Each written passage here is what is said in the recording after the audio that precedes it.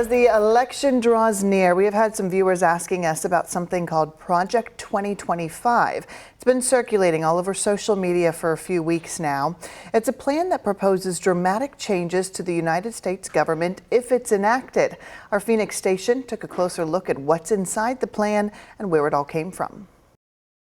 What is Project 2025? Basically, it's a 900-page plan to overhaul the U.S. government for the next Republican president. It was developed by the Heritage Foundation, a conservative think tank. It has 4 areas: policy, personnel, training, and a playbook for the first 180 days to be written later. Now, policy is not exactly that surprising, though it definitely does come down on the hard right side of things. It's a conservative wish list.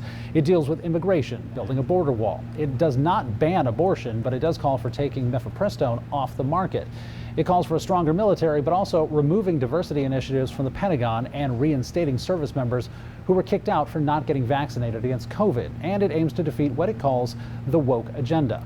Personnel is where the big changes come in. Project 2025 would reclassify as many as 50,000 federal workers as political appointees who could all be fired on Inauguration Day.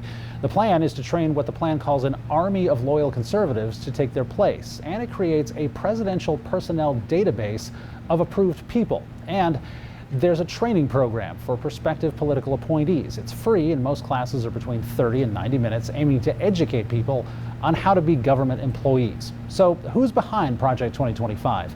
The conservative Heritage Foundation lists 3 people as in charge of the project. All 3 are former Trump administration officials, and some of the authors of the document are also Trump officials. Christopher Miller, Trump's Secretary of Defense on January 6th, Ken Cuccinelli, who was the head of U.S. Citizenship and Immigration Services, Peter Navarro, a former Trump official who's now in jail for contempt of Congress. But Trump says this about it: "I know nothing about Project 2025. I have no idea who's behind it. I disagree with some of the things they're saying, and some of the things they're saying are absolutely ridiculous and abysmal. Anything they do, I wish them luck, but I have nothing to do with them." President Biden has made this a big issue the last few days, saying he's trying to hide his connections to his allies' extreme Project 2025 agenda. The only problem, it was written for him by those closest to him. Project 2025 should scare every single American. But remember, this is only a plan drawn up by a think tank. It's not a law, it's not a bill, it's not even an official Republican Party plan. And if most of this was put into effect, it would definitely face a lot of legal challenges almost immediately. William Pitts, 12 News.